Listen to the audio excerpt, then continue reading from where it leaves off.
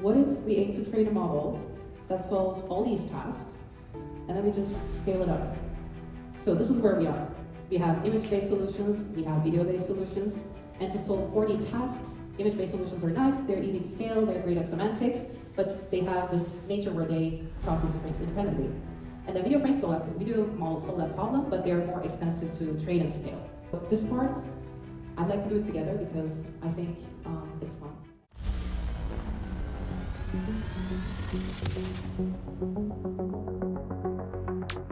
Great, thank you for the introduction.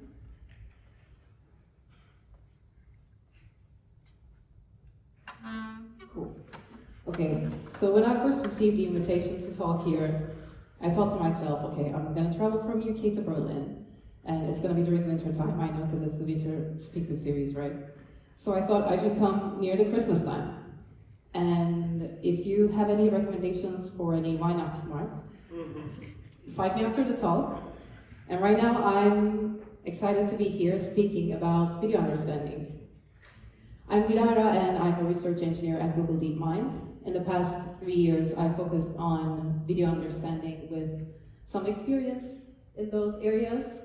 And right now, I will deep dive into one of the works I did at Google DeepMind with my collaborators. Well, first, let's discuss what video understanding entails. Vision is one of our 5 senses, and it's critically important to have it while we're living our lives. And let's take this kid as an example. Imagine for a moment that he doesn't know how to ride a bike.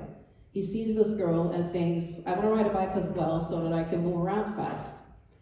And in that case, he would, in order to learn how to ride a bike, he would observe this girl, understand how different parts of the bike are moving together to make this possible.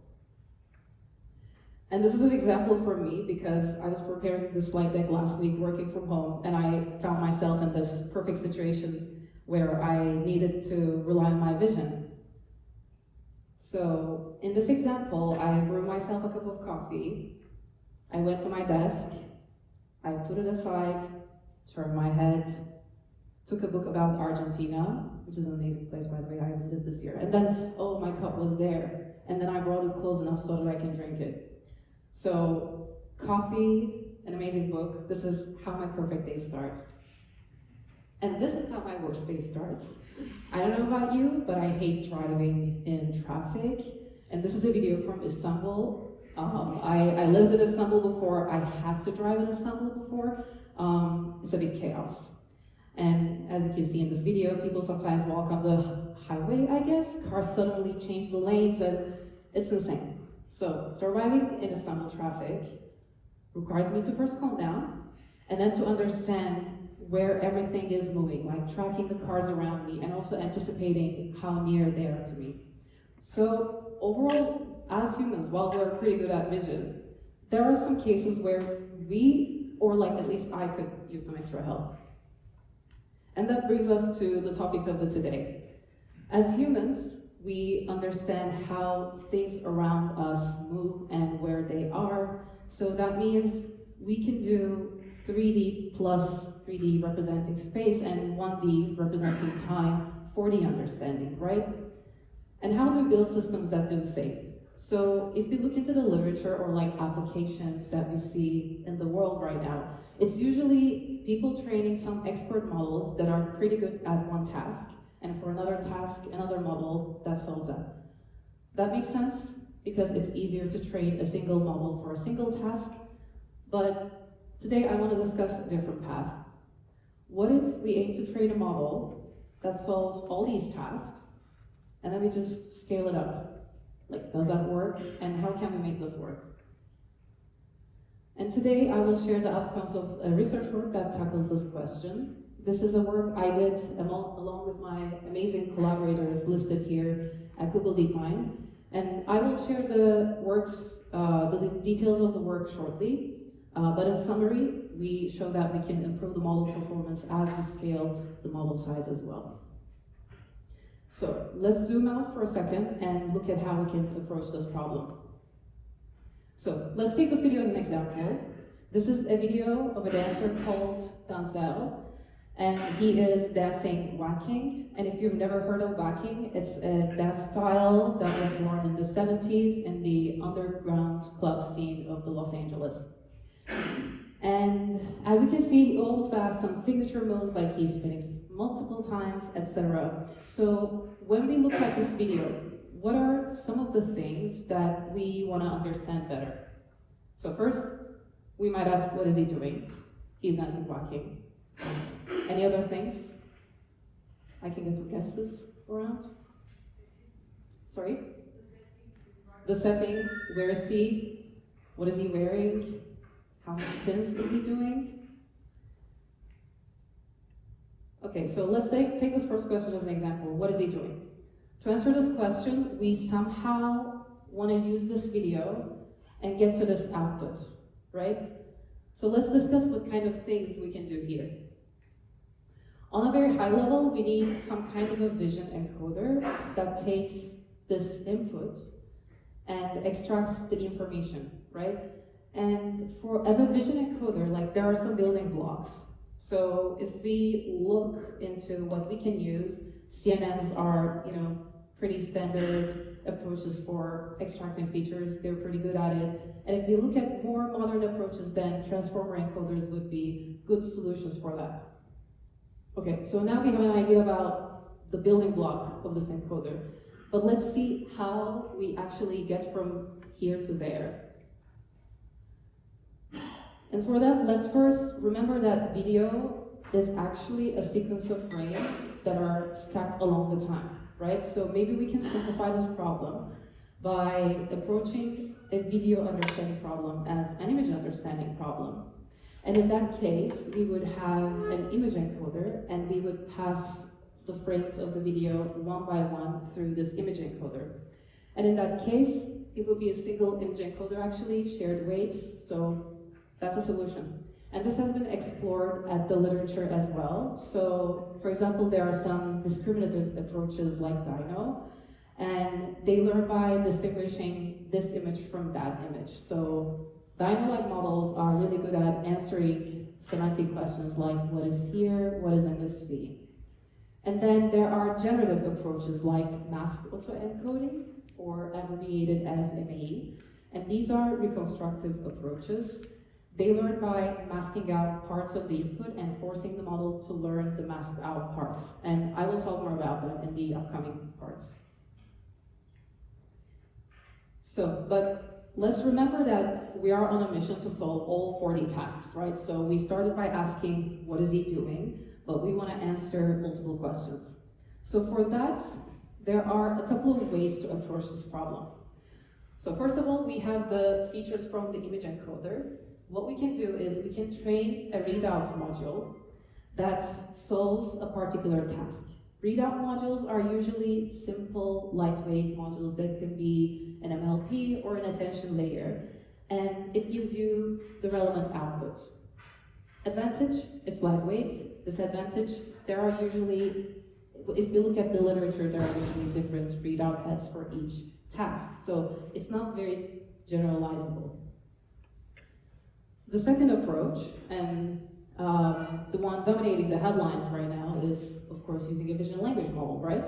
And in that case, the advantage is that it's generalizable because the task, the question we have is, let's say if it's what does the dancer wear or if anything else, then the text encoder would be giving us the features, and we have the features from the image. And these are somehow fused. There are many ways to do it, but I won't get into the details. And then you would get the relevant answer for that. So that's a pretty good approach. However, there is a catch with that. So training such models requires massive amount of data that usually comes from the web because web is a great source in that sense. And in that case, what happens is that they are trained on image-text pairs, right? And the text usually describes what's in the image. But what's in the image is usually a very high-level information. For example, in this image, the caption could be guy throwing his hand, but like we are unlikely to hear guy holding, like lifting his arm, oh, not hand, arm, like for 45 degrees, right? We are kind of missing those little cues. That's one. There's one more disadvantage, actually. I don't know if it's obvious in the slides, but I'd like to take a guess here. Yeah. Yeah, exactly. So I think the point is that we are taking the static frames one by one, and we kind of lose the time, right? That's exactly indeed the disadvantage of that, because as we chop the frames and as we feed them into the encoder, we now lose the time. But to understand the motion, we need to have a sense of how things change over the time. So this takes us to the second approach, and that is to use a video encoder. Because video encoders just takes the videos as they are, and they respect the spatial temporal nature of the videos. So that would solve our issue, and this has been explored in the literature. So we know there are 3D convolutions or other works like Vivid, Video MAE. So that could solve our problem. But the issue, the disadvantage is that it's hard to train and scale these models. Another disadvantage is that as there are more image data available, video data is not as abundant, which makes it also a part of why it is hard to train. So this is where we are. We have image-based solutions, we have video-based solutions, and to solve 4D tasks, image-based solutions are nice, they're easy to scale, they're great at semantics, but they have this nature where they process the frames independently. And then video models solve that problem, but they're more expensive to train and scale. So this brings us to the specific gap we wanted to address in our work. The first thing is the evaluation gap. Because if we look into the existing literature on video models, we see that they are usually evaluated on how well they describe what's happening in the scene, but not how things are happening in the scene. So the first thing we did is we decided to look into the tasks that actually require understanding how the things work. The second thing is, as I mentioned, video models have been harder to train and scale. So in this work, we scaled our video backbone to 22 billion parameters, which is, as far as I know, still the largest video backbone node today. And we show that it consistently improves the performance. Okay, now we come to the methodology. Okay, so we defined our goal, right? We want to scale up video models and solve the 4D tasks. So in the methodology section, I would like to highlight that the keyword here is scalability. So we always had this in mind while we were making any decisions. So as we talk about scalability, it is important to also not just talk about the number of model parameters, but also to talk about the scale of the data. Because if we scale up the model, but if we don't scale our data, then we are likely not to end up with a good solution still.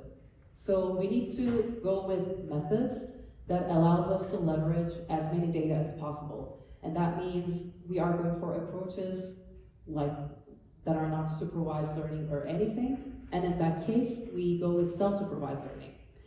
And it has been shown that self-supervised learning is scalable. And within the self-supervised learning, mask auto-encoding has been shown to be a scalable method in many vision works earlier. The MAE paper itself or the video MAE paper has shown that it learns useful features.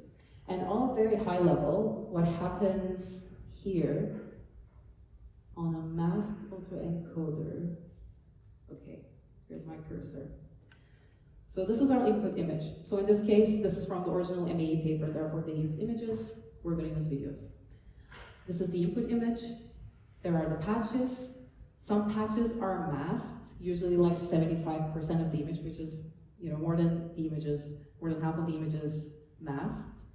And then the encoder gets the features for the unmasked ones, and then the decoder is forced to reconstruct all of them. So on a high level, this is how MAE works. And this is how we make MAE work on a scale. And we call our method simple MAE or 4DS. So let's start from top left. This is our video, right? So that would be width, height, and the time. And we also, like the MAE work itself, we mask the input. So in the original MAE work, they do 75% masking. In the previous work, video MAE, they do 90% masking, and we do 95% masking. So, reducing as much as we can because, again, we always keep scalability in mind. And then we have the features that we pass through a self-attention layer, and then the coarse learned tokens are concatenated to help us get the reconstructed video. So what's happening in between here? So here we have a linear decoder. So this is the decoder part. Again, a decision that came because of the scalability. If you look at the literature, we usually see that there is a transformer decoder. So transformer decoder is higher quality. However, they also come with more number of parameters. And again, since the keyword is scalability, we thought, okay, let's go with a linear decoder and see how it works. And also, as a side note, as much as we train the model on the reconstruction, at the end of the day, for downstream evaluation, what we care about is just the video features themselves. So during inference or while we're evaluating the model, we don't use this linear decoder at all. So that's why maybe not having a heavy decoder is also fine because we're interested in those features and maybe this decoder already learned useful features. We'll see. So this is a pre-training setup. We use a standard mean squared error loss for RGB pixel values. Again, no labels or anything. We trained on 170 million short videos and we subclipped them, so we ended up with around 2 billion, 4 billion clips. Input dimension, resolution are listed here, and there are a couple of things that are important to highlight here. So I'm coming from the industry. I'm speaking at a university right now about scalable models, so it's important to talk about, I believe, the resources and everything, right? So we trained this model on 256 chips, 256 TPU chips. And we also applied some other tricks, we converted the model weights to be float 16 rather than float 32, except the loss in softmax computation. And besides that, data parallelism, is an obvious approach to work models at scale. However, in our case, that wasn't sufficient. So we applied model sharding and optimizer state sharding as well. And that's how we got to the billions of parameters at the end. Okay, so now we know the methodology. And now let's talk about what kind of evaluation tasks we looked into, right? Because as I mentioned, the ones in the literature are quite focused on the semantics, but we want to get to the 4D understanding. So this part, I'd like to do it together because I think it's fun and you already have seen some of those examples. So in this one, I was mentioning that I would like to, or I need to track everything around me and anticipate how far they are from me. Any guesses on which computer vision tasks this corresponds to? Any guess? Tracking everything around, anticipating how far they are. Okay. Okay, I'm getting some guesses. Can I hear again?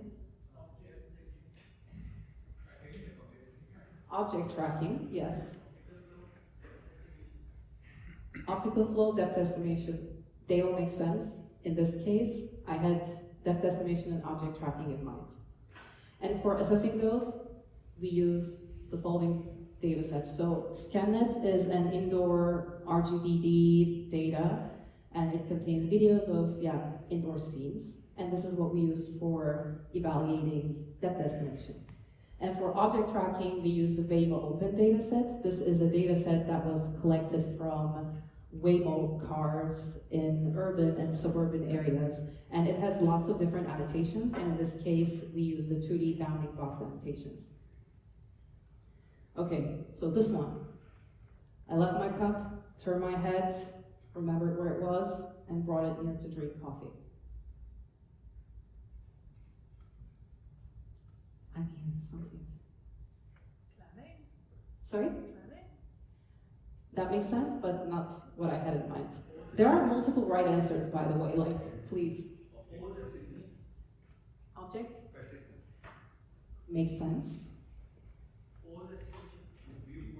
Exactly, that was what I had in mind, exactly. Camera pose estimation, because in this case, it's an egocentric understanding where it's from the first person view, it's the estimation of where the camera is. And for that, we look into the real estate 10K. RE10K is a data set collected from YouTube, and it contains videos of some, real estate properties, and it also has the camera pose annotations. Okay, this one's a bit tricky. So this is, understanding how different parts of the bike move, but this time it's not object tracking, right? It's a bit more fine-grained than that.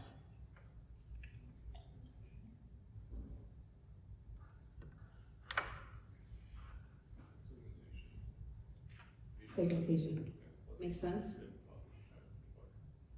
Yes, that makes sense. There are lots of correct answers. I'm trying to get to mine though.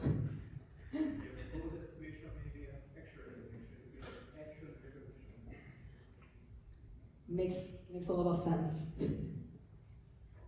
Okay, yeah, I thought this would be a bit tricky, but I had point tracking in mind. So point tracking is a problem of tracking a point in a video in every other frame of the video. So it's a bit more fine-grained problem than the object tracking itself is. And for that we use the perception test benchmark. It's a multimodal benchmark with lots of real-world videos and lots of different annotations and cases, and in this case we look into the point tracking. Okay, I think this one is easy.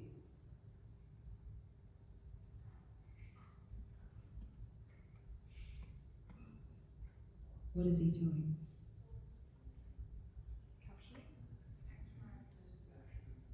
Yes, I heard action recognition somewhere. Thank you. So that would be action recognition. And for that, we looked into two benchmarks. One is something v2, and the other is kinetics.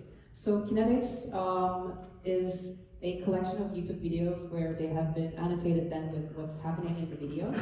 And something v2 is a benchmark where people put, say, something into something, or like there are lots of hand-object interactions. So we look into both of the results. However, since something v2 requires such, it has those temporal dynamics happening, we look into the SSV2 results a bit more closely.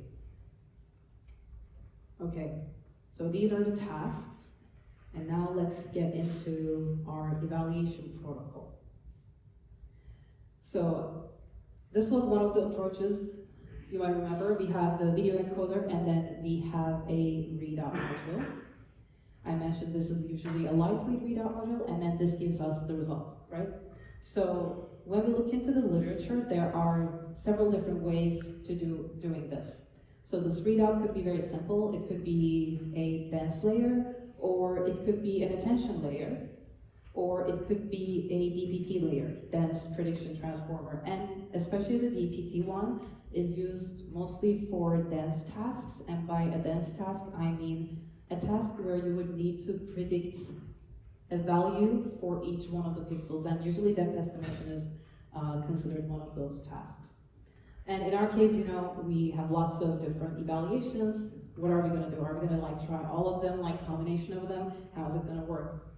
And what we decided is to go with the attention layer. And it's also probably worth highlighting at this point, what queries and keys correspond to. We used a cross-attention layer, and queries are learnable, except in the tracking cases, because then queries are the object or the point that we're tracking. And also another thing that I'd like to highlight here is that on this figure, so we have the video encoder, and the readout, right? So as we're training the readout, what are we doing with the video encoder? So this is not there are several different ways. So we can either freeze the video encoder, And freezing video encoder means we don't update it, we just train the readout. That's cheaper to do, amazing. And there's another way where we can fine-tune end-to-end, and we have did the both, and I will show the results for that shortly. So this is I would say the main message of the paper, because our main question was, can we solve 40 tasks solve 40 tasks as we increase the model size? And the answer is yes. So here we see the results for 5 tasks: camera pose estimation, point tracking, depth estimation, object tracking, and action classification. The x-axis is the model size in log scale, and the y-axis is the performance. And as you can see, the error-based ones like depth estimation or camera pose estimation has a different trend than the other ones. But the important thing here is that we observe the performance gets better as we scale up. And there are a few other things to highlight here as well. The improvement is almost always monotonic, except I see some exception here. And another thing is, you may have noticed there are 2 lines in each of those plots. There is the frozen and there's the fine-tune, which is what I just explained, like what are we doing with the vision encoder itself. And in this case, fine-tuning usually helps, especially with the depth estimation and action classification, but the results are a bit mixed, like at point tracking, camera pose, and object tracking, actually, frozen is doing better. Okay, so this was how the 4DS model does as it scales, but it's also important to compare how it does according to previous work.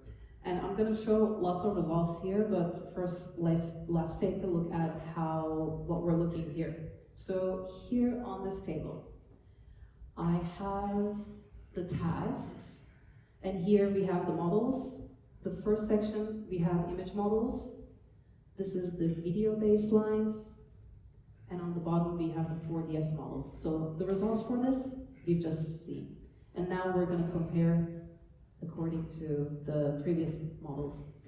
And there's also an important detail here. Some of the models have included language in their pre-training.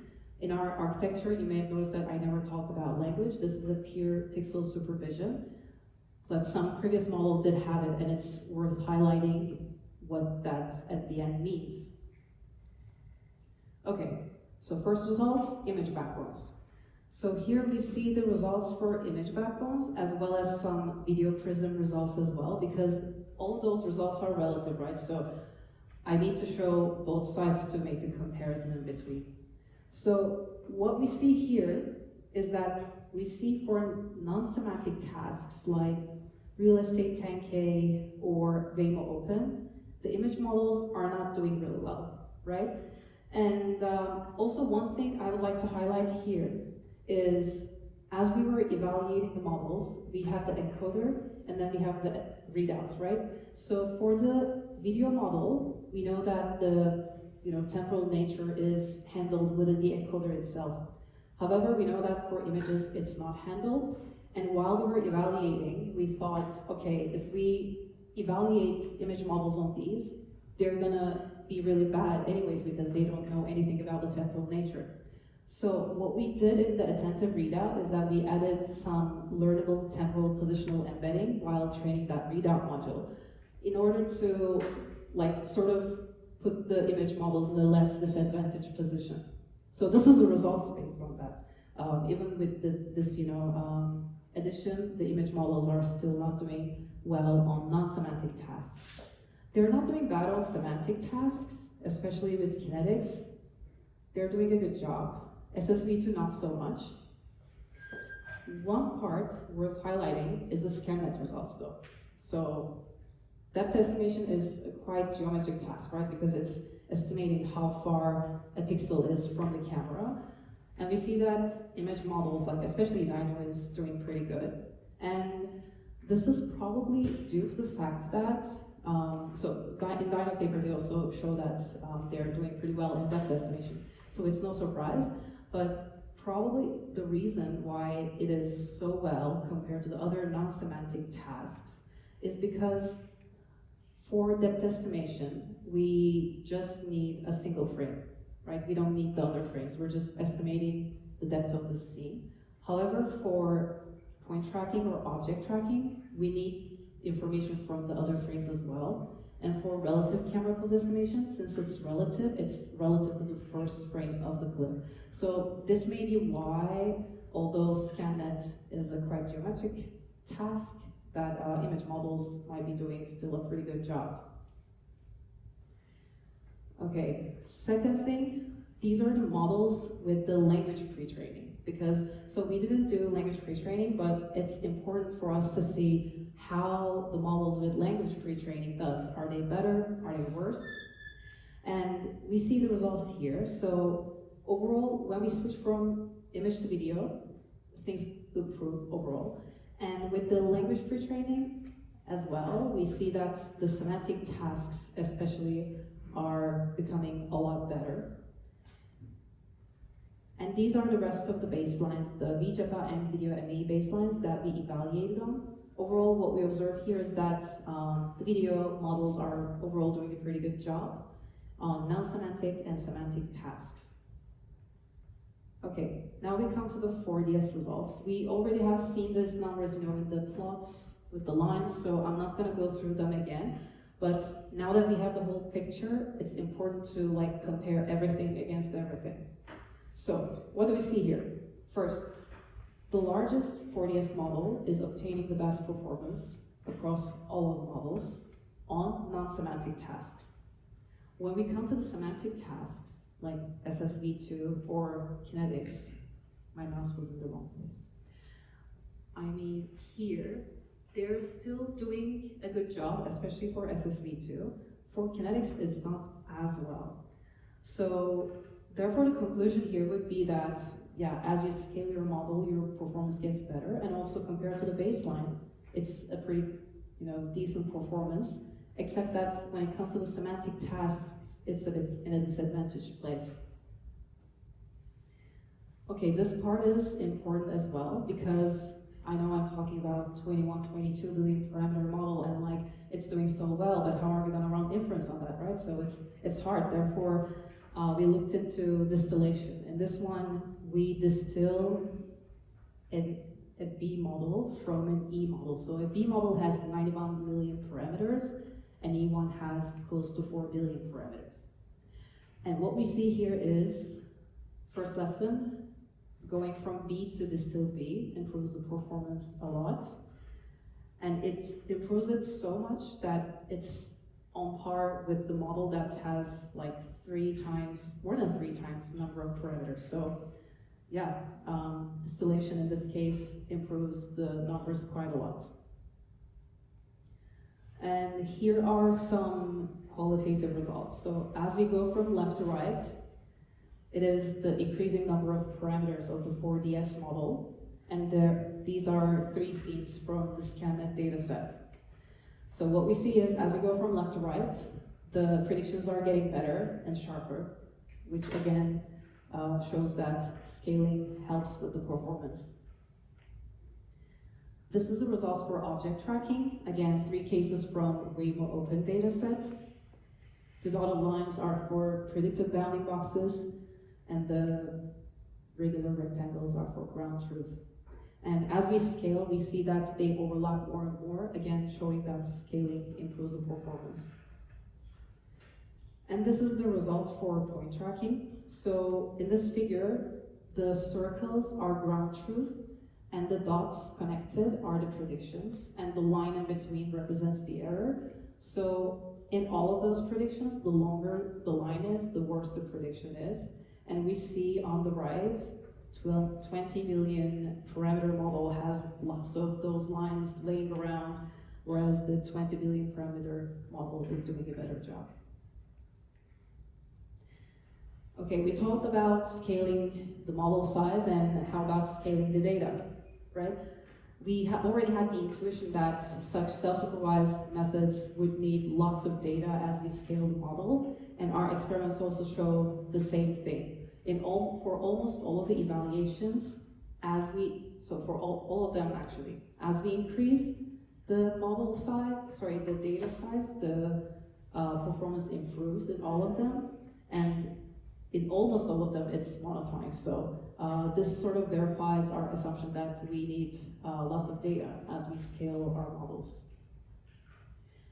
And this is one thing that I also want to mention. So we have this huge encoder, right? 22 billion parameters. And how are we going to get the features? Are we going to get the features from the last layer, or are we going to read it from somewhere in the middle? Because anything could be. And for that, we ran this study.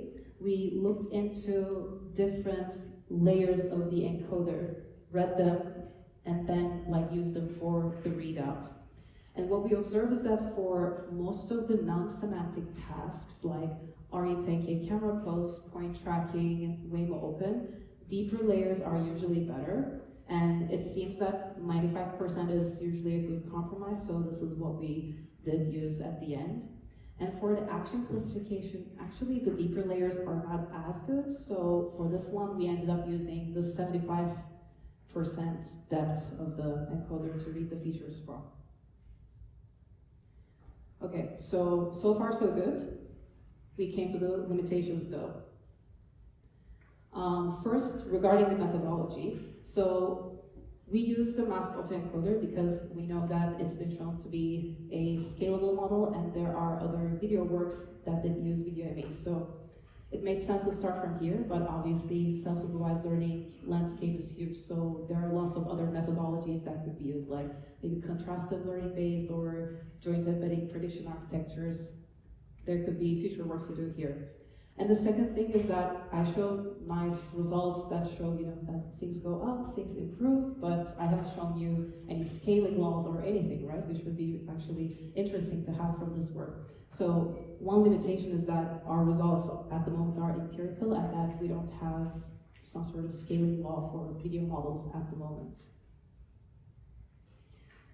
And this brings me towards the end of the talk. I hope you found this interesting and want to take a look, because the paper is on archive, and the code checkpoints, including the distilled model, by the way, and a collab demo are available on GitHub.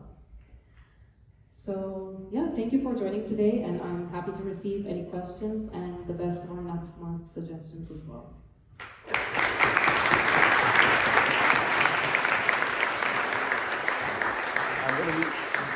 I'm going to be walking around with a mic. Yeah, I'm trying to be fair, just so we can get as many people as possible. Keep your questions succinct, and maybe for one question per person. So, anybody with a question? Mind the position of the objects, because objects reside in 3 dimensions, and the images are just the 2-dimensional representation of 3-dimensional objects, and they are basically the shadows of exact objects.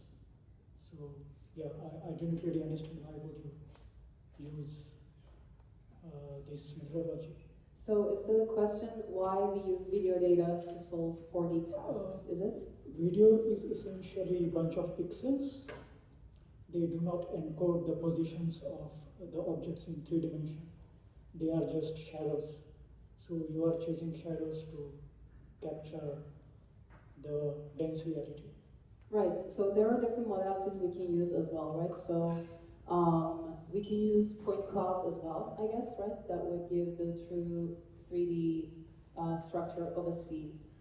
However, point clouds are not, well, in this case, as I mentioned, scale of the model is important, and correspondingly, scale of the data is important as well. And there isn't as much point cloud data as video data available, so that's like one factor that makes it harder to use actually, the ground truth 3D map of the world.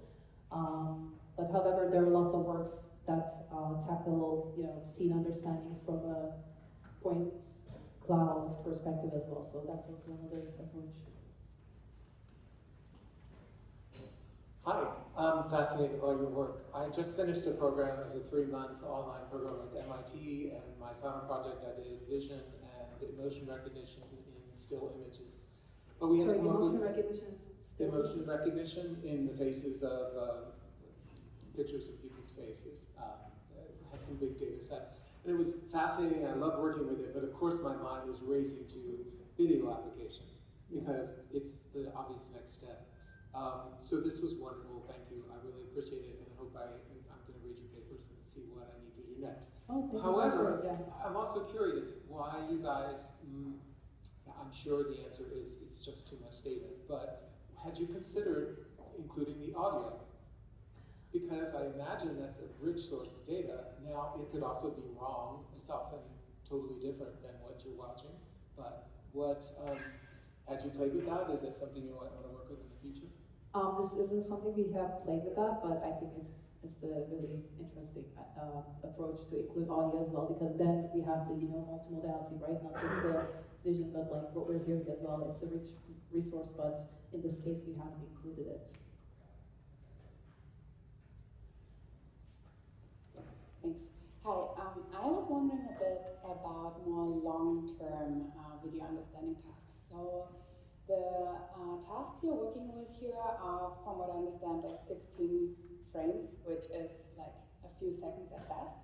So what do you think would be necessary to go to more longer-term video understanding tasks like action segmentation? Is it that you would use a base representation, or should it be like a change in the way how we think about videos in the first place? Like, should they be 3D tensors, or like should we change architectures to work more in a streaming manner?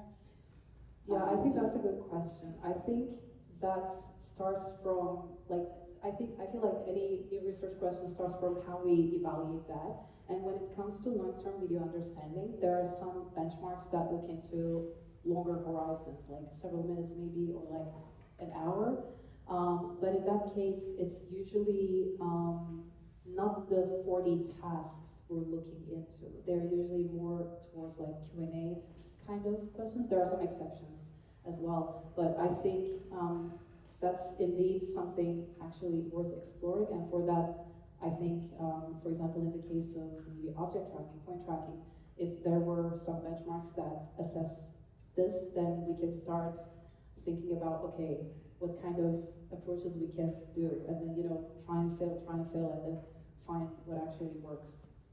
Okay, thanks. Trying to be a little more fair with the space usage here. Anybody else?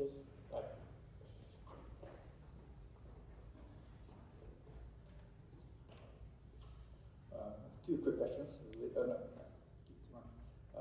It's basically using video encoder. You are really restricting to what you can do with this model. So because you always need like the 16 frames, so you can use. It seems like an auto choice for a model that you want to be able to use for different things. For example, if you wanted to recognize a single frame from a movie or something like that, that would be kind of difficult with this. So wouldn't it make more sense to kind of build something on something like Dino, on top of Dino? Have you considered? So is the question, we pre-trained this model for, say, 16 frames or something, but like if I wanted to use it for image understanding, what can I do? Or like if I wanted to extend it to more frames? Then you have one frame. I'm sorry, one frame. For example, you have one frame. And that's Yeah, so one frame, just the easiest thing to apply. We can still use that encoder for that. What we can do is we can just, replicate 16 frames and then get the features, and we will be getting the same features anyways. So. yeah, for some things that would work. That would work for depth estimation probably, but it wouldn't necessarily work for recognizing a frame from a movie or something like that. But it's still a single frame, right? Oh, you mean as a movie, it's a long sequence, and that's why. There is a long sequence when, let's say, you wanted to recognize one frame from that I see. specific issue that we were looking into. Yeah, so that depends on how we represent the video. So it depends on what is the frame rate of the video you're using as an input. So for example, if you have a high frame rate, then you are likely gonna end up with frames that kind of look like each other, but like moving, tiny bits in each other. But if you have a video that's longer, and if you sample at a higher frame rate, then you have a different representation. But yeah, in this case, this one is limited to 16, and like if you wanted to, toss all the videos, I guess what you can do is like you can run inference in each of the chunks, and then sort of aggregate the results to see if it works for your case in that sense. Another very good question. The depth estimation, that is not to scale with the single image ones, because you have this depth ambiguity, right? Sorry, could you repeat? The depth estimation is not to scale, it's because you have depth ambiguity. It's scale depth. Yeah, it's probably worth mentioning because the models don't know anything about metric depth, right? So we predict the scaled depth, yeah.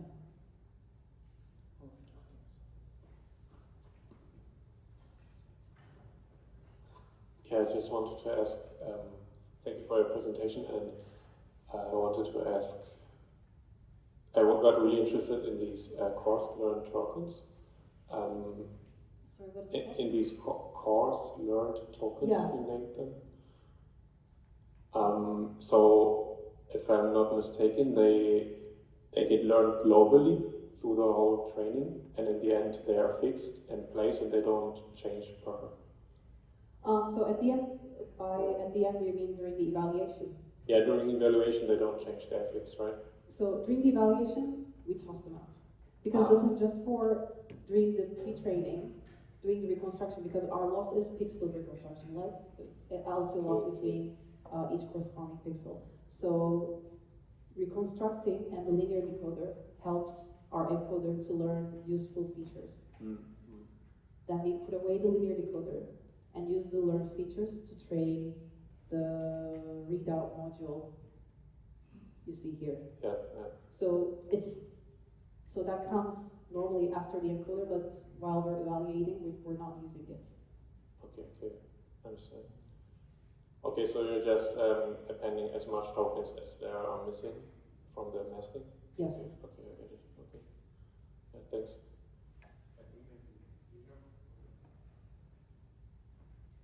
Did you also do any data curation during model training, or did you increase your data each time you increase the model size as well? So we didn't necessarily limit the data size, but obviously as we so all the models, no, data size has not changed in each of those cases. It's remained the same. But we did this ablation with one of the model sizes to see if increasing data amount does help or not. But we kept it the same overall. Thanks. Thank you for the captivating talk, and apologies in advance if it's a rookie question, but I've been wondering if you tackle with something on your side, the relativity of motion using the example you used from the traffic in Istanbul or in Turkey, I don't remember exactly, and telling apart whether the movement of the frame stems from the camera that's moving, or maybe the actual movement of the objects that are in the frame, and that maybe just so happen to occupy a bigger part of it. So what's the question related to that? Sorry, I think I missed the first part. So have you tackled differentiating the relativity of motions? No, there's no assumption on like what the camera motion is or what the scene is. Obviously, if there is some motion happening in the videos, because imagine training on 170 million clips of nothing happening, then that's not really an interesting data. However, we don't have any assumption on the data itself about the camera pose. So, for example, the difference between the apparent movement stemming from the camera panning or shifting and the actual movement of the objects in the frame is semantically indistinguishable for the model. Right? As in, we don't really care if the movement's only apparent because the camera's moving, as in the example coding, or if the movement's actual. That's Shift of positions. I think the question is whether we thought about or we did put something in the model that tackles this. Is this a question or? Yeah, we didn't have any assumptions on that in the data. Thank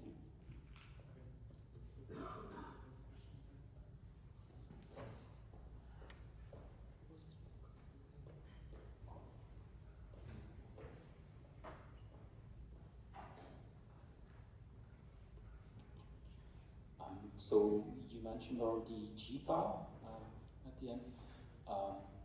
About joint embedding architecture. What do you think is going to be the next kind of architecture in video understanding and generation, and would that be brain inspired, for instance? And what do you think is how is it going to evolve? I think, well, first of all, I think that's a research question, so that's why it's exciting to be talking about all of this. In this one, we explored ME. I think ME, overall, we see that it does a pretty well job. It's still explored in the community as well, like different ways to implement ME. There has been a work that came out today about recurrent MEs, for example, that's doing a pretty good job on videos. But apart from that, for example, for the JEP architectures, there's been recently like VJEPA 2 that also includes, for example, some robotics tasks, which is quite interesting. So I would say it's not clear at the moment, but it's also what makes research exciting. So we are yet to see, I would say. All right, thank you very much for the talk. It's been amazing. And yeah.